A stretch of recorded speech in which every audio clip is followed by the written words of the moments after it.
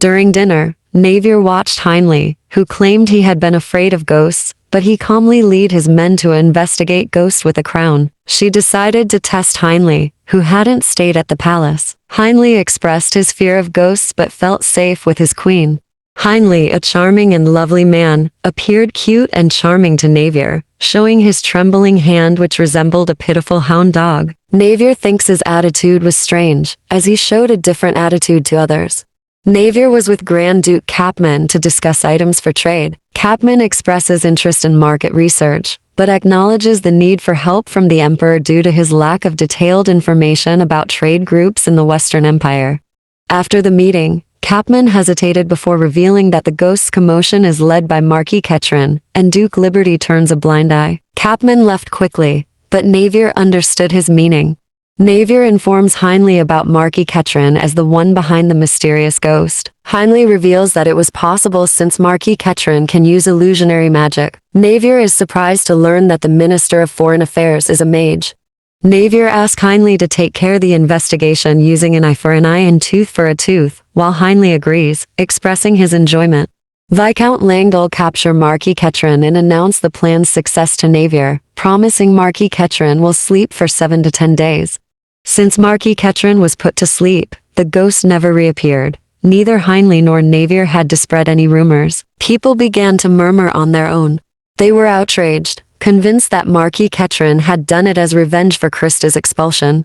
After commissioning the assassin to turn Rivetti into a slave, Rashta immediately returned to Moir's villa. The first few days were painful, as the image of the dead man's head constantly came to her mind, but as time passed, the shock faded. The mercenary that Rashta was asking was introduced by Roteshu. Rashta questions the mercenary's identity as he covers his faces, asks how to recognize the mercenary. If she can't, she his face. The mercenary shows Rashta his index, middle, and ring finger. Rashta told him that she can't hire him immediately as she wants to see his skills first. The man nodded in response. She told him to go tonight to Duke Elg's and bring her the bracelet he wears on his wrist. Rashta hurriedly went to visit Duke Elg. Duke Elg, dissatisfied with Rashta's actions, answered coldly that she was taking advantage of him, but she reassures him that she trusts him the most. However, Duke Elg told her that she's putting his life at risk. Duke Elg's cold demeanor left Rashta sad, as she had a mercenary's test for tonight. Dejected, she returned to the West Palace. At dawn, Rashta was furious when a mercenary appeared with Duke Elg's bracelet, revealing blood on it. The mercenary explained that Duke Elg was too strong and had guards, but Rashta recognized his skill in defeating the Duke and guards. Rashta visits Duke Elg at the Southern Palace after she heard the news that he was leaving. Rashta hurriedly went to the Duke while he expresses no reason to stay at the Eastern Empire. Rashta warns him that if he leaves, she will be left alone in a cruel and merciless place, where only he treats her good. As Duke Elg began to pack his luggage, she noticed that the area where he used to place his bracelet was bandaged. Rashta stood behind him and cried out desperately with tears in her eyes. She told him that she liked him and she loved him. Rashta, who stood behind Duke Elg, couldn't tell he was smiling. Duke Elg told her that her relationship with Sovieshu is not good, causing her to say she loved him, but she reassures him that the thought of him leaving is painful, and she pleads for him to be her lover. Duke Elg, a member of the royal family of another country, expresses that he also liked Rashta, but was informed that she had no power as an empress and could lose his reputation in his home country if he became her lover. But Duke Elg told her that she can gift him so he can be his lover. He asked for a territory near the coast. Rashta promises to find a way. Marquis Karl reported a scandal between Duke Elg and Rashta. Many saw Rashta clinging to Duke Elg and asked him to stay. Marquis Karl asks Sovieshu to do something about it as it will tarnish the imperial family. Sovieshu lamented Rashta's innocence despite her clever side and common sense behavior, but he can't believe her change was fast. Marquis Karl added that there is a scandal between former Queen Krista and Emperor Heinley, but Grand Duke had testified against the rumor. Sovieshu thinks that Capman was covering Heinley. Sovieshu is shocked by Grand Duke Capman's lies because he saw him being with Rashta that night. He thinks that the playboy Heinley was just pretending to be in love.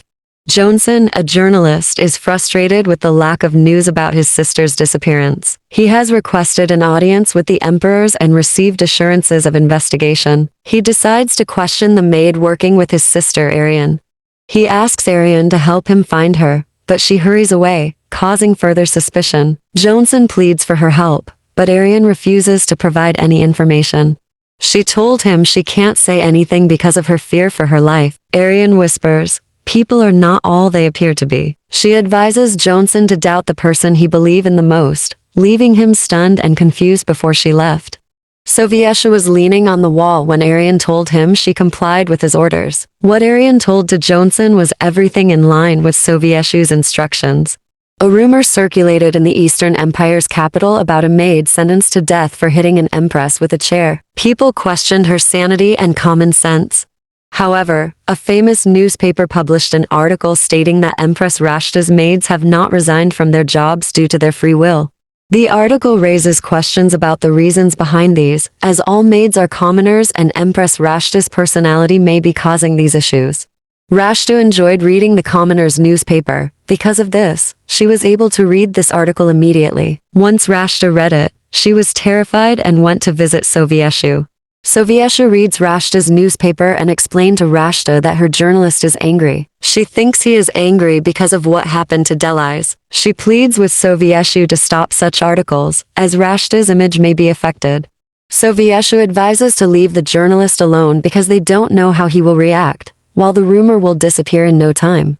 Rashta heard a nobleman express concern about a soon-born baby, expressing hope it will grow strong. Another nobleman suggested the Troby family, loyal to the imperial family, may not be loyal to the next emperor.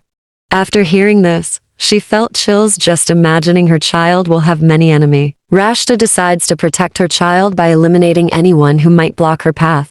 Rashta confronts a mercenary who claims to have killed for money, revealing that he can kill nobles and commoners. Rashta commanded him to kill Duke and Duchess Troby.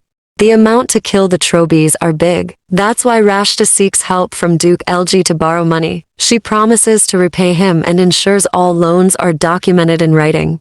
Laura opened the door, and Grand Duke Capman arrives to see Navier to discuss about an urgent matter and told her that there were problems about the first 3 test teams for trade. During a dark night, Rivetti felt uneasy and unsure if anyone was following her. Despite walking, she felt a strange sensation. She panicked and ran away, but the same passersby appeared. That was the last day Rivetti was last seen. Grand Duke Capman, Heinley, McKenna, Navier and other officials met to discuss the situation in Whitemond. They discussed the arrest of the 3 trade teams. McKenna suggested that Whitemond's actions might be due to their dislike for the Western Empire's self-proclamation. Heinley instructed Marquis Ketron to ask Whitemond officials about the cause and ask Grand Duke Capman to monitor the situation. Navier doubts Marquis Ketron, but Heinley reassures her that the Marquis is not stupid to act against him. Navier nods because she trusts Heinley, not the Marquis. Navier contemplates being a mother, recalling Heinley's happiness holding a child, questioning if he genuinely wanted a child like Soviesha. Heinley arrived to talk to Navier. He tells her about Rashta, who hired a mercenary for an assassination. The queen is confused and speechless, but Heinley explains that Rashta is targeting her father and mother. She finds it absurd for Rashta to want to murder her parents, as it is more plausible for her to want to kill her instead. Heinley reassures Navier that his informant exchanged mercenary hired by Rashta by his subordinate. Rashta now has power and has to take responsibility for her actions, and Navier must not stand idly by. Heinley was surprised with Navier, as she didn't want to get involved with Rashta in the past. However, things have changed since Rashta is now an empress, able to harm the Navier's parents without hindrance.